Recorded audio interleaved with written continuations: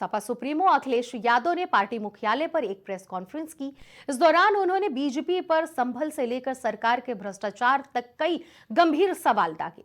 उन्होंने कहा कि योगी सरकार में भ्रष्टाचार को लेकर सरकार के मंत्री आपस में भिड़ जा रहे हैं। सपा की सरकार आने पर सभी मामलों की जांच करके कार्रवाई की जाएगी। संभल हिंसा को लेकर कहा कि वहां सरकार क्या छिपाना चाह रही थी कि पहले नेताओं को जाने नहीं दिया गया और बाद में फिर जाने दिया गया। वहां सरकार लोगों पर ज्यादती कर रही है। तो वही प्रशासन और शासन ने जाने दिया। तो ये बात समझ में नहीं आती कि आखिरकार सरकार क्या छिपाना चाहती थी जिसकी वजह से डेलीगेशन को नहीं जाने दे रहे थे। और लगातार जिस तरह की कार्रवाई हो रही है कि वहां पर लोगों के ऊपर दबाव बनाना, लोगों के ऊपर झूठे मुकदमे लगाना, बड़ी संख्या में जिनका निर्दोष लोग हैं जो उन पर झूठे मुकदमे लगाए गए। और जो कुछ ये हुआ है घटना, ये पूरी घटना सरकार ने कराई है, अधिकारियों के माध्यम से कराई है। जो घटनाक्रम है, आखिरकार इतनी जल्दी क्या थी सर्वे को लेकर के? जब आपके पास प्लेसेस ऑफ वर्शिप एक्ट है 1991, उसके तहत आप सर्वे नहीं कर सकते। लेकिन सरकार और अधिकारियों ने जानबूझ करके एक सोची समझी रणनीति और साजिश के तहत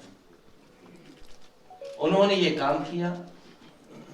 और जिन लोगों की जान गई है, ये दंगा नहीं है, ये प्रशासन की गोली से गई है जान।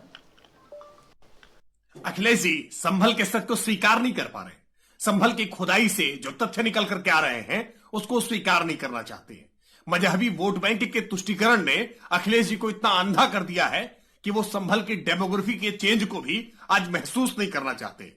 संभल में संविधान के तहत बनी हुई न्यायपालिका के आदेश को पत्थरों से कैसे चुनौती दी गई, उसको लेकर के एक बार अखिलेश जी के मुंह से बोल नहीं फूटे।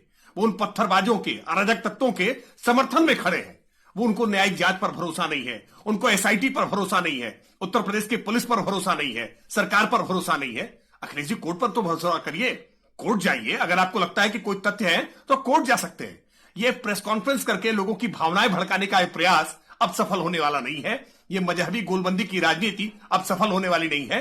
संभल को उत्तर प्रदेश की पुलिस ने बहुत संजीदगी के साथ संभालने का काम किया, वरना आपकी सरकार होती तो संभल में आसपास में दंगे होते जो महीनों तक चलते। जैसे वहीं बैठक में शामिल हुए रविदास मेहरोत्रा और पिंकी यादव से हमारे संवाददाता ने खास बातचीत की। सुनिए आखिर उन्होंने क्या कुछ कहा।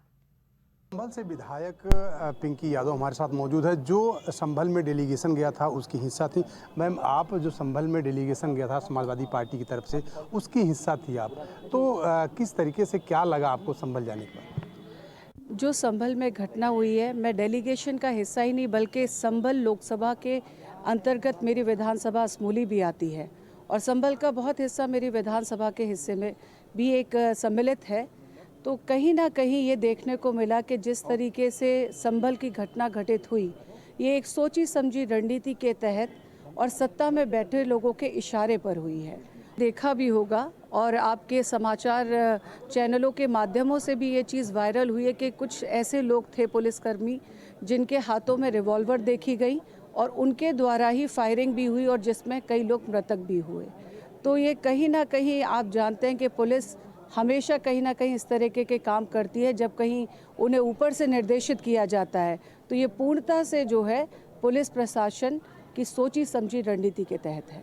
मैम, एक चीज़ और है कि बीजेपी के मंत्री हैं और बीजेपी के जो तंत्र हैं उस तंत्र पर ही आरोप लगा रहे हैं, तो आप इसको लेकर क्या कहेंगे? अब आप देख सकते हैं कि जब भारतीय जनता पार्टी के विधायक और उनके मंत्री ही आरोप लगाने लगे तो कितना बड़ा भ्रष्टाचार इस पार्टी के द्वारा और सत्ता में बैठे लोगों के द्वारा हो रहा है। महाकुंभ में 22 पुल बनने थे, अभी तक कुल 9 पुल बने हैं। और सड़कें जो हैं, जो सड़कें दिखा रहे हैं टीवी के ऊपर, कुछ सड़कें बनी हैं और अधिकांश सड़कें वहाँ बनी नहीं हैं। वहाँ पीने के पानी का इंतजाम नहीं है, नहाने का ठीक इंतजाम नहीं है, शौचालय का ठीक से इंतजाम नहीं है और जो बड़े बड़े महात्मा बाहर से आएंगे उनके भी ठहरने का सही अभी इंतजाम नहीं हुआ है, और बड़ा भारी धनराशि का आवंटन किया गया, लेकिन महाकुंभ में जमीन पर अभी काम अधूरा है। खबर की अहम बात में यह है कि इस वक्त सबसे ज्वलंत मुद्दा यानी संभल को लेकर जिस तरह से अखिलेश यादव सरकार पर हमलावर हैं, क्या उसका जवाब बीजेपी देगी? पहले दिन से अखिलेश यादव बीजेपी पर संभल का सच छिपाने के आरोप लगा रहे हैं, लेकिन संभल का सच क्या है, इसकी परतें लगातार खुलती जा रही हैं। फिलहाल देखना ये होगा कि संभल पर शुरू हुए कोल्ड वार का जवाब आखिर बीजेपी कैसे देगी।